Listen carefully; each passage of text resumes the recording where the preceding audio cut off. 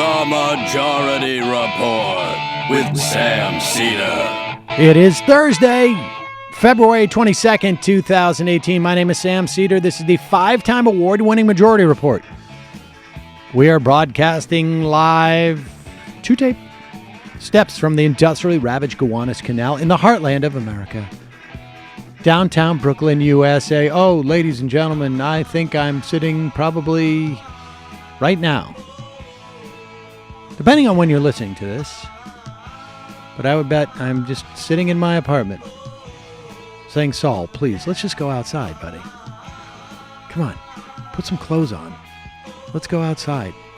This is the 50th fort we've built. Ah, dude, please. What do you mean you're going out tomorrow? That's his new thing now. He says, is it the weekend? I'm like, yeah, it's the weekend. And he goes, okay, today I'm staying in, tomorrow I'll go out. I relate a lot to that. Do you feel, yeah? He strikes me as a guy who may end up being a little bookish, if you get my drift. I mean, he's athletic, but I don't know. He's a bit of a homebody. He doesn't like to get out of his, basically just likes to run around the house in his underwear all day. We'll see. But yes, it is one of our vacation shows. That's my point, I think. That's why I told you that whole story. We are not on this week. However, we do have all new content for you, our dear listener, and some deep archive stuff. One of those special Matt's picks for the fun half. Today on the first half of the program, author Shane Burley on Fascism Today. What is it and how to end it? And I have to say that, you know, sometimes we will book guests and haven't read too far into a book or something. We'll do it, you know, we'll book them far out in advance. And we've had a couple of authors on over the past couple of months on topics similar to this.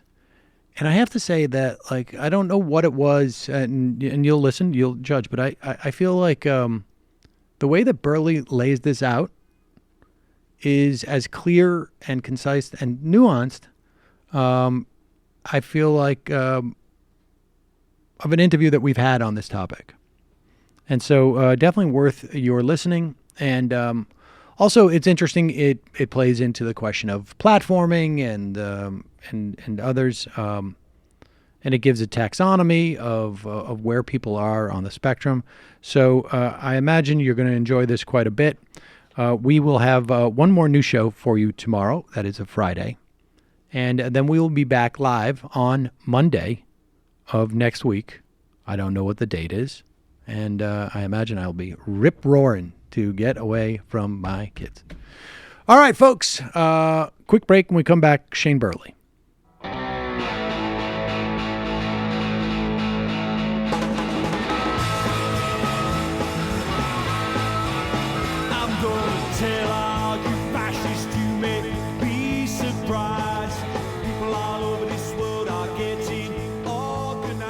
We are back. Sam Cedar on the Majority Report. On the phone, it's a pleasure to welcome Shane Burley. He is a Portland-based writer and author of Fascism Today, What It Is and How to End It. Shane, welcome to the program. Thanks for having me on. Forgive me, this is a pretty rudimentary question, first question, particularly of an author who has written Fascism Today, What It Is. What is fascism? Well, so the definition I go for in the book is kind of along two axes. On the one hand, fascism is about identity, a really essentialized version of identity. It's basically an identity that you can't shake off. It's something that goes deep inside you. So basically, different axes that people identify themselves with, race, gender, and so on, the fascist right really say are defining in really fixed ways. Race obviously being the most obvious of them, thinking that race is significant and real, not a social construct, both biologically and spiritually. Gender, sexual orientation, and so on. The other axis on that is inequality, the belief that human beings are not equal. and that differences have to be kind of ranked vertically rather than horizontally. And a society is best and most healthy when stratified. Those things together kind of also brought in line with a kind of mythological sense about that identity, a sense of immediacy and violence, and a really connection between their elitism on the one hand and populism, their kind of popular appeal on the other. That's what really helps build a fascist movement. Okay, so let me let's just. I want to make sure that people are able to digest that. So these two elements that are essential: the belief that race is real, as opposed to a social construct. So what does that mean? I mean, I think I think people understand the idea that race is as a social construct. But is it that when you say race is real, that race is destiny? Yeah, exactly. One of the prime things that the fascist right has done for most of the second half of the 20th century and into the 21st century is focus on a pseudoscience about racial differences. The primary one being intelligence, IQ, racial difference in IQ. These are arguments that we had 100 years ago, 200 years ago, that the brain size of different people from different areas of the world were capable. These are things that have just been.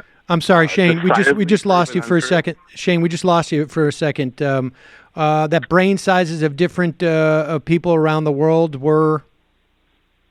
So that was a pseudoscience that was believed by a lot of racist sectors for years and years and has been decidedly disproven by modern science. Yet it's not a point that the fascist right or the alt-right would ever take. So one thing that they'll focus on is this idea that there is racial differences in IQ, that white people are decidedly smarter than folks arriving from Africa or Latin American people. That's one of those kind of prime racial differences, the essentialized racial quality that I like to focus on. Another one is temperament, this belief that different races have different personalities that are innate to their genetics. Again, something that has absolutely no scientific basis. And then they try and build a kind of mythology along that, focusing on a lot of stereotypes about people of color and then trying to argue that those are actually scientifically founded, such as criminality or sexual behaviors. That's part of when I say they believe in an essentializing narrative about identity. It's that race actually drives people's personalities, backgrounds, traditions, cultures, and so on. And then that second element you talk about is that there are that people are both different and unequal, as opposed to just different, I guess. And you say right. that they measure these differences on a vertical rather than horizontal spectrum. And so the idea being that, I mean, well, tell us a little bit about that vertical spectrum. Like, what is in their worldview? What is that built on, right? I mean, because we could structure a sort of a merit-based, if you will, or we could structure a vertical measure of people's worth in any way we want, I guess, theoretically, right? I mean, mine would be how many hours a day you do a podcast. That's really the pinnacle, and then so on. But what in their world, what is that vertical? What are the attributes that one uses to determine that vertical hierarchy? Yeah. So part of it, on the one hand, is that they want to see things in stratified ways, because really one of the things at the core of that is this belief that we need elite castes of people to control others, and that their kind of mythological image of traditional empire with rulers on top and serfs on the bottom is actually the healthy way that humans organize themselves. They'll look at a lot of things and try and argue that they are superior, inferior, and most of these qualities are things that we would say are relative or non-essential for our modern understanding of them. So obviously intelligence is one of them. They believe that on the one hand, intelligence is biologically driven, and therefore there are smart people and there are stupid people, and the smart people should have superior access over the stupid people. They'll talk about this with body types. There are, ideal body types and unideal body types. Then they'll go into things that really are sociological. They'll talk about criminality and, virtuous citizenship. Or they'll talk about, mental health and mental illness. And, of course, they wrap in all kinds of different things into mental illness, such as, homosexuality or other types of ways of living that they don't agree with.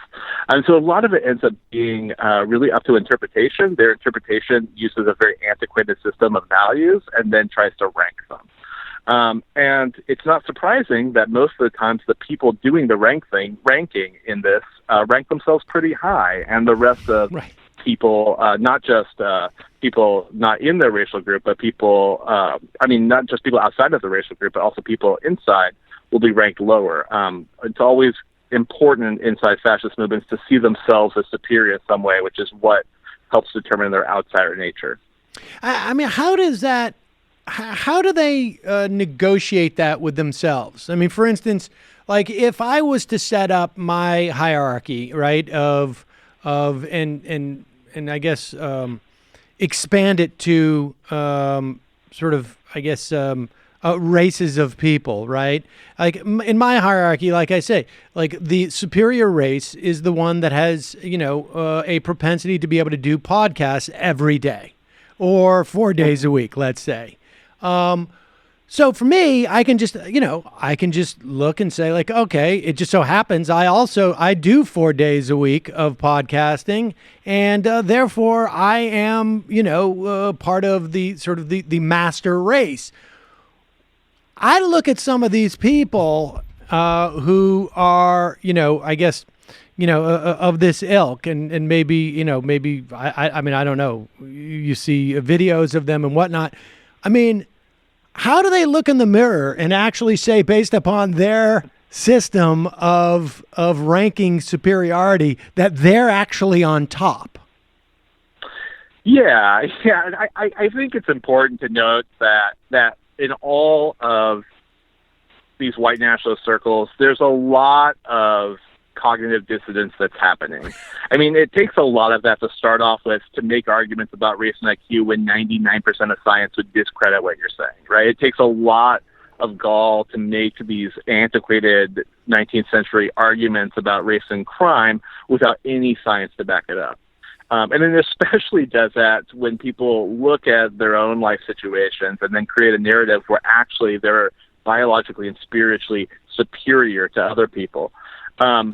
So I think on the one hand, there's a lot to do in building these communities about, lying to oneself and also creating a narrative about why they're not doing well. Part of it is that they see the modern world as taking care of or supporting people who are lower on their totem pole, and then going ahead and basically arguing that the reason they're not doing well is because of this system that supports people that don't deserve it. And so that kind of narrative, that excuse, that blaming is really, really important for building that. And I think it also creates that false narrative where they see themselves as really people against time, people who are working against the forces of modernity that has destroyed the white race. So that, and that's sort of, I guess that's how aggrievement travels through the various shades of being on the right. I mean, that aggrievement in one fashion or another does a lot of work. It's the fundamental reason why they need to organize, right? Because they are superior, yet they are being subjugated in some fashion, or because society has rewarded lesser types. Yeah, absolutely. I mean, part of that narrative is they believe that if the world was ordered the way it, quote unquote, should be, then they would be on top naturally. I mean, why wouldn't they be? They are part of that superior case. They just described it. And so if it wasn't for Jewish control of the media and the banks and the government, if it wasn't for widespread degeneracy, if it wasn't for the influence of Marxism, if it wasn't for all of these different forces, then their rightful place of superiority would be maintained. And I think the other part of it is that I think it's really easy to kind of make fun of some of the folks that on the lower socioeconomic spectrum that are involved in these movements, but they really do see themselves as part of kind of a warriorhood, part of an everyday man against the forces that are invading.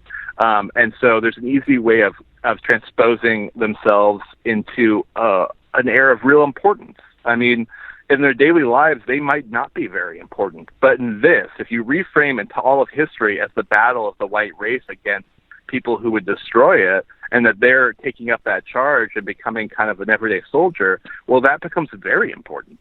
And in a world where people are very atomized and where people's jobs maybe don't feel significant, I see that there's a lot of attraction to that.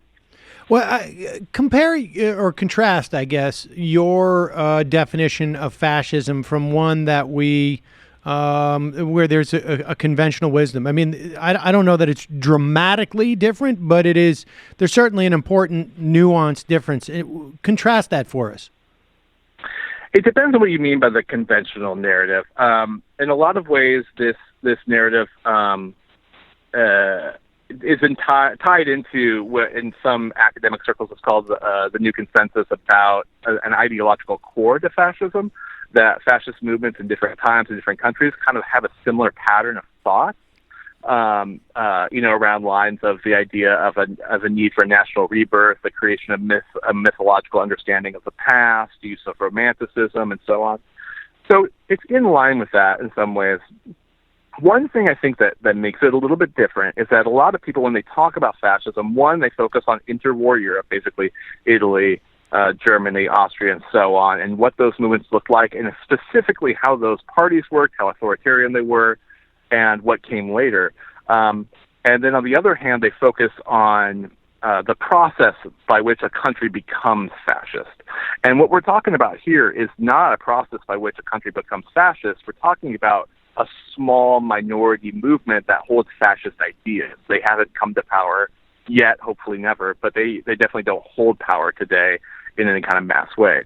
And so what we're describing is the kind of thought process and ideologies that they have, not the process by which a nation becomes that. That's something different. And so I think the conversation, though, has been for a very long time about how politics goes in that direction. And what that does is ignores that there's actually fascist ideologues in our midst right now trying to influence things before it's actually gotten going.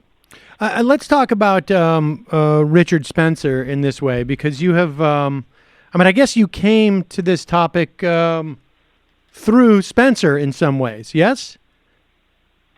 In a weird way, yes. I when I was first, go backwards a number of years, there was an appearance. I was living in upstate New York, teaching at a college there, and there was an appearance happening of David Irving. He's a well-known Holocaust denier, probably the best-known Holocaust denier. And we were kind of like researching groups that might be coming out to one of his events and trying to get a better sense of what was going on. And I came across this podcast with a guy named Richard Spencer. This was back in early 2011. And there was something about the way that he spoke and the way that he explained things that I thought, this guy could have traction if the circumstances became right. And so I kind of started watching it then and started writing about it in 2015 when it really started to launch out. And he had created, in a lot of ways, his own brand of it, which was at the time around a website called alternativeright.com. It's no longer around, but the phrase stayed. Alternative right was shortened to alt-right, and it's about what we have today. And basically what he was doing was he was taking all these intellectual currents that were sort of dissidents from the conventional GOP and trying to link them up. And they're all really focused on race and mostly focused on white nationalism. And so that's what he was able to kind of bring forward into a movement. And so a lot of people who maybe were being attracted to that but were maybe not interested in the KKK or neo-Nazi style of things could go in for the style presented by Richard Spencer and by a number of institutions, American Renaissance and other quote-unquote race realist institutions. But basically they had a more upscale middle-class look to them.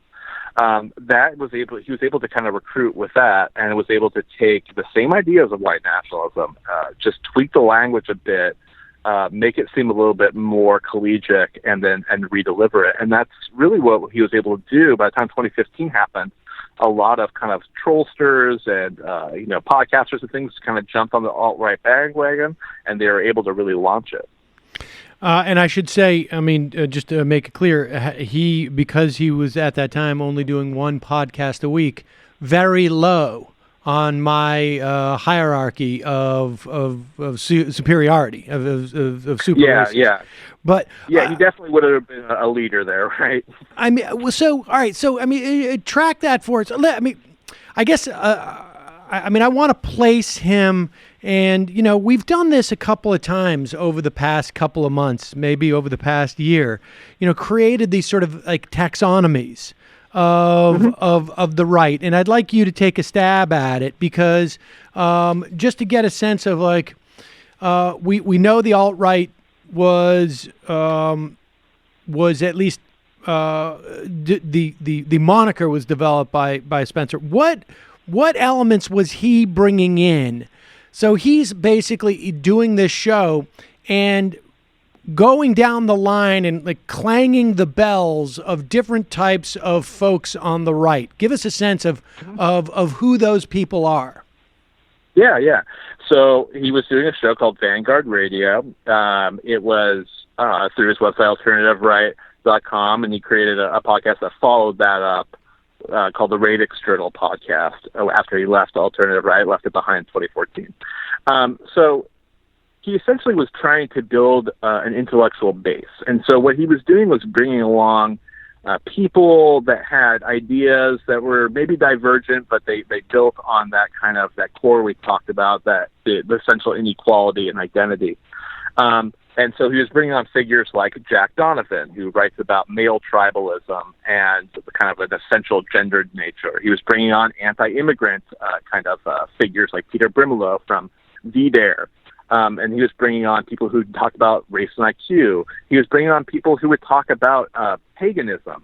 For him and a lot of white nationalists, they find something kind of spiritually essential about Nordic paganism, basically heathenry. And take a racial interpretation of it. He was bringing on different people that would come at it from these different intellectual angles.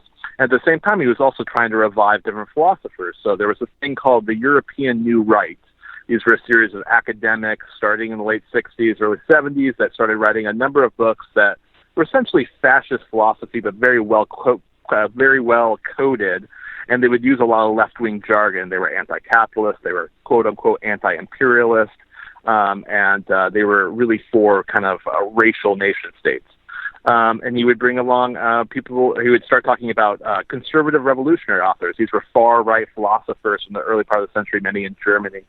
And so what he wanted to do is build this sense that this fascist right, it wasn't just about reactionary racism. No, it was like a whole philosophical system with science, history, geography, books and all kinds of things. It was international, and it had a lot of value to it. And that's really how he was able to build that base. So when we come in 2015, we weren't just talking about people that were just talking about blogs. No, they had like a whole history and tradition they were trying to tap into at that point.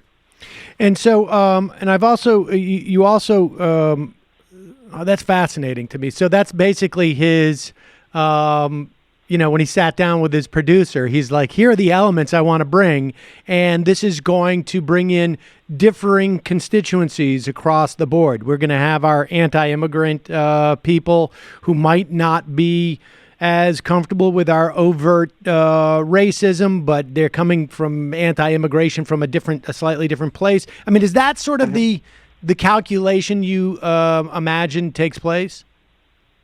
I think anti-immigrant anger is a real prime way that the alt-right recruits today. It's one of the places where they have crossover with the GOP, frankly. Also along Islamophobia. Right. And I think also along a feeling of discontent with the economy. I mean, one of the things that's really important to understand about the modern fascist movement is that in a lot of ways it's anti-capitalist.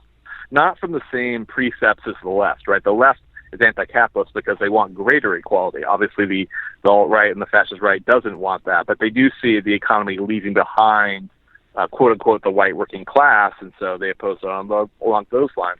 But I think, yeah, definitely being able to tap reactionary anger, whether it's towards immigrants, whether it's towards Muslims, whether it's towards feminists or LGBT people, and be able to give it a logic and say, nope, that's actually correct. You should feel that way, and here's why. We have a whole narrative that we can give you about why. It's not just about your impulse. It's that we can actually provide you a whole base for why you're feeling that way.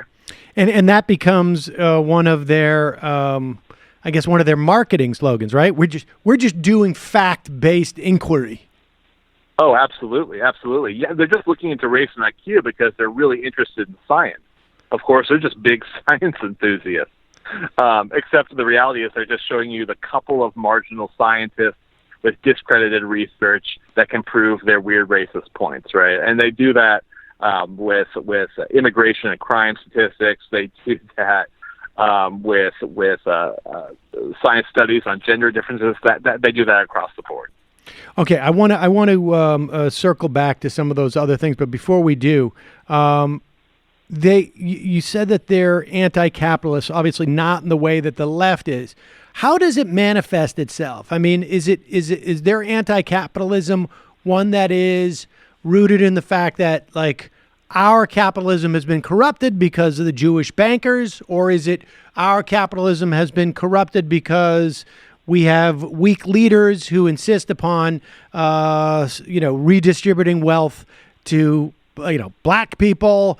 Is it a notion of like capitalism is inherently problematic because it is too egalitarian in some fashion? I mean, what is the critique? Like, where do we see that critique? Oh, all of the above. So one of the things this is true in the European New Right, the alt-right really develops it, and there's a whole theory behind this called third positionism, right? They're against both capitalism and communism. They want a third way. Feudalism. Capitalism. What's that? Feudalism, right? On some level, I mean, is that I think for some of them. Basically, I think also the term National Socialism. And I don't just mean specifically the Nazi type, but I think that term actually makes a lot of sense when we're discussing this. What they see is capitalism as an anarchic system of wealth accumulation that deprioritizes the nation and sovereignty and traditional living as they see it, right? So a capitalist cares not who they're dealing with; they care for money, and so they might, not think about their racial brotherhood. They might not put, another white person first, right? It also doesn't value traditional religious life necessarily, or the traditional family. I mean, this is all from their kind of characterization, right? And so at the same time, it also homogenizes cultures, right? Through international trade, you actually have cultural artifacts going across borders, and in a lot of ways, it breaks down regional identities, those kind of traditional nationalistic, tribalist identities that they have. The other thing is that it brings people across borders, and it shares those sorts of things and creates cross kind of racial alliances. A good example of this is the organized working class. If people are going to identify as a working class in a capitalist system, they have to identify across racial lines to organize like they do in unions. So all of that kind of bothers them. The other thing is that, like you said, in a way, it's too equalizing, it's too egalitarian, because they want enforced inequality. Mussolini used the term class collaboration. It's the idea that there should be different classes, right? Some people have more, some people have less. They know their place, and they maintain that system. And so what they would rather see is something controlled by elites in a nation's interests, that distribute stuff, and are able to maintain a strict hierarchy in the economy. The other thing is that I think it should never be ignored is that a lot of this quote-unquote elite that they talk about is a caricature of Jews. It's sometimes not coded anti-Semitism. They're pretty open about it, but sometimes in the more obscured language, they code it and they don't say Jewish people, and they use some other kind of euphemism. So all of those things, I think, play into their sense of anti-capitalism. And you write that one of their I don't know if you would call it a tactic or a strategy or just a sort of part of their ideology is to co-opt left positions. Is that in the context of populism? Is it in that context of being anti-capitalist in some fashion? I mean, how does that play out? Yeah, it is. So one of the ways that they do this has been that obviously the anti-capitalism is one, and they'll focus on left critiques of capitalism, like look how it's destroying the working class, look how capitalism is destroying, subsistence farming or something along those lines. And then they'll also go with the environmental arguments as well. But then they really actually use a lot of language they found in the New Left, and specifically what was called at the time Third World Liberation movements. I think we'd call them national liberation struggles or post-colonial struggles. Basically, in the late 60s, early 70s, there's a really rise of these movements, and a lot of the baby boomer generation that's going to be caught up in radical politics had a lot of solidarity with struggles of indigenous peoples against colonizing populations. And so what they tried to do was flip that language on its head a bit and say, you know what, we are actually in favor of all of these national liberation movements. We're in favor of any movement that reclaims its national identity and its sense of itself. And you know what? For white people too, we need to liberate white people from that homogenizing globalized capitalist force as well. And so it gave them a sort of kind of in. They were manipulating that language. And they've done this with a lot. For example, being opposed to war, they're definitely opposed to interventionist wars. Why? Because they want American first policy. They don't want the U.S. being involved in other countries. And there's a lot of examples of this. Really across the board in left circles, they've tried to do that. They adopt environmental arguments, and actually what they try and do is use environmental sentiment to argue for against population expansion, as they'll call it, immigration, or they'll try and use caricatures about people in the global south as having higher birth rates or something. So they find in the left, in left-wing aims, something that they can use to manipulate for whatever their racist purposes are. Okay, so talk about the sort of the outreach, if you will. I mean, you say that fascists need a bridge to the mainstream, I guess, presumably to sort of, welcome people into their movement. What makes that bridge in our society today? Yeah, they've always needed a bridge, and this has historically happened in the U.S. A good example of it was called paleoconservatism in the 80s and early 90s. It was sort of a dissident strain into the GOP that was against the neoconservative trend towards foreign intervention. Let me just note this, that at the Republican National Convention in 2004, I was on Radio Row. A guy comes up to me, and I think at that time they presumed that everybody on radio was to the right. And he saddled up to me and he said, or maybe he saw that I was from Air America, didn't quite know exactly where we were, but assumed we weren't on the right. And he goes, "I'm not with any of these neocons. I'm with Pat Buchanan. All right. these neocons, they're all Jews." So he wasn't quite up on exactly who he was talking to at the time. But I found that fascinating because I think that was the first time I sort of realized like there's a divide here that is, only a sentence deep before you get to full-on anti-Semitism. And I presume, maybe I don't know what else they diverge from. But that was a term that got very popular in the early aughts, the paleoconservatives, to differentiate themselves from those neoconservatives who were specifically about importing democracy at the butt of a gun, or I guess. Right. The globalists, they might call them today, right? Right. So Pat Buchanan was the best-known figure of that paleoconservative movement, who was essentially making, in a lot of ways, just coded white nationalist arguments, sometimes not even well-coded. Today, it works a little bit differently. A lot of movements of the past, the mainstreamers who were politicians or people involved in some way with the GOP, but today, that crossover sphere, in a lot of ways, is just internet movements and figures. There are people that help mainstream the alt-right's message, especially the talking points about immigration, Islam, and feminism, but they don't really commit to the white nationalist program ideologically, necessarily. And a lot of times they used civic nationalist talking points instead of racial nationalist ones. That's when we talk, like Breitbart, right? I mean, that's like right, Breitbart. Exactly. Breitbart would be these figures. Milo Yiannopoulos, Lawrence Southern, and Rebel Media, Ann Coulter, in a lot of ways, has stepped up to that. Mike Cernovich and some conspiracy-laden people. All of those together make up what I call in the book the alt-lite, which is sort of the diet alt-right. It's the figures that help mainstream those ideas without really committing to white nationalism. Is that Gavin McInnes, those guys? Absolutely. Gavin's a really good example of that. Peter Brimelow, now at Vita, a lot of these figures have helped to take these talking points and move them into the stratosphere, even if they're not. If under investigation, they're not going to commit to the anti-Semitic racist program. They definitely are helping mainstream those racist messages.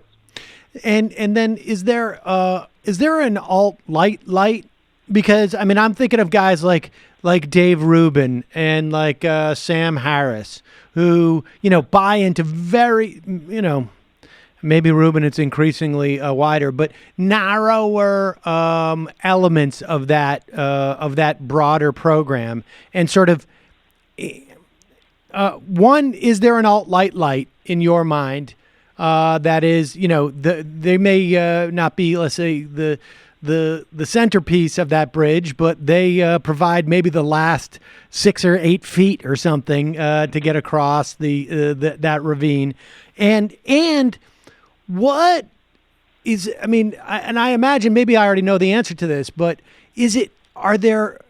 how do you imagine, is it simply like when a Milo Yiannopoulos says, like, I will be able to provide this and that, is it an ideological program? Is it that there's other motivations like celebrity and I'm willing to do this and that for that, but I'm not going to do a full frontal? I mean, what goes into the creation of the bridge?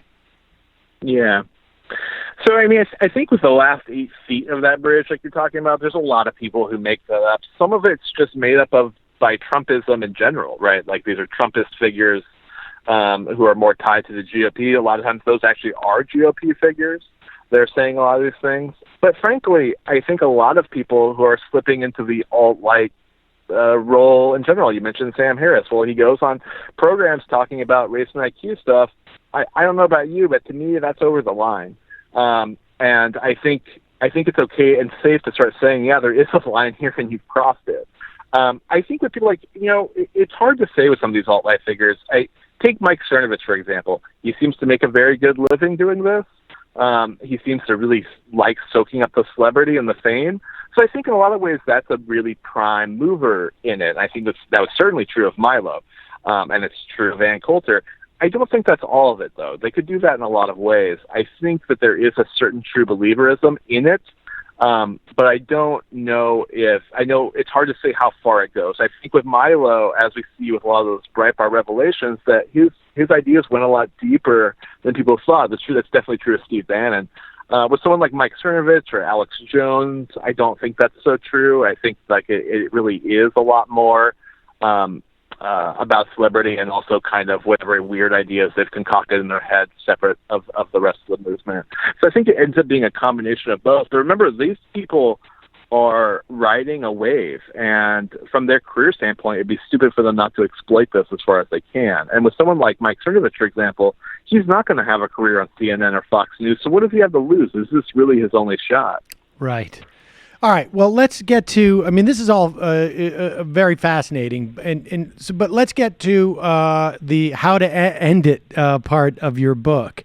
What, can we end it? And when you say end it, what do you mean by end it? And then how do we? Yeah. So what I talk about in the book is what I call kind of a mass movement of anti-fascism, mass anti-fascist movement. And really what this means is to bring organizing back to its basics. 1, you need people. 2, you need organizations. And 3, you need coordination, right? You need a lot of people working together on a lot of different fronts. It can't be one organization or one group of people at one time. And so in the book, I see basically a large survey of examples. I talk about organizing in rural areas, both NGO, nonprofit style organizing and grassroots kind of direct action organizing. I talk about militant anti-fascist organizing. I talk about like more liberal and coordinated approaches. I talk about organizing on campuses, organizing in labor unions, all across the board. And the reason is that all of those are necessary. And we're seeing where fascists are growing, where their organizing is targeting, and we need to be able to have approaches there. And it would be really presumptuous of me to say that X, Y, and Z strategy is going to work from a distance all the time. What we need is conscious organizers that understand how to do pressure campaigns, that understand how to coordinate people to be organizing in those sectors around those issues. And so I think the dominant thing that people need to look at is what does it take for a fascist group to organize and grow? And those are the things that anti-fascists need to strategize and target, which means going after public events. It means going after the organizations that are recruiting, to stop them, to block them, and at the same time, to go after the issues they're talking about, and then to be able to confront those and to grow movements that are going to be tolerant of immigrants, that are going to support immigrants that are facing deportations or are facing racist harassment, to be able to support trans people who are under attack, to be able to support people being murdered in police violence and that kind of thing. So we really have to think about what it takes to mobilize large communities of people around issues in a long-term way. So if I hear you correctly, you're saying on one end, deplatform them in some fashion or another. Deplatform them or mute their platform, or, even if it's play a tuba so that people don't hear what they're saying, actually makes a difference. And then on the other hand, also see who the victims or the focus of their issue sets are, and go and defend those people or those institutions. All right. So if those are the two elements there, I mean, what about when fascism seems to be operating on some level on an institutional level, right, as opposed to, Richard Spencer and his YouTube show or whatever it is, like ICE? Yeah. Well, then I think it means resisting the institution, right? We're seeing a mass revolt against ICE deportations. Rapid response networks where people are showing up when people are being deported. They're helping to block those, civil disobedience, all kinds of ways. Focusing on sanctuary movement, sanctuary cities, sanctuary organizations, sanctuary churches, sanctuary unions, all kinds of places that provide sanctuaries and refuse to participate with ICE deportations. And what I think what shows results is mass participation of refusal. So, like, for example, when Trump first announced his travel ban, we saw this mass show up at airports, right? This really large mass movement that helped turn the culture, but also showed that there would be a force of the people that wouldn't cooperate with this. And I think that is what shows the largest results when an institution is being taken over by the far right and is manifesting far right aims, is to show that the people that are being governed in the state really aren't going to participate in that and actually will stand against it in a really concerted and coordinated way. Shane Burley, the book is Fascism Today, What It Is and How to End It. It's a really direct and a well done piece of work in this area that I think it's having a clear sense of both what fascism is and how it spreads, and obviously then how to end it is, I think, increasingly important in our world today, sadly. But Shane, thanks so much for your time today. I really appreciate it. Well, thanks for having me on. I really appreciate it.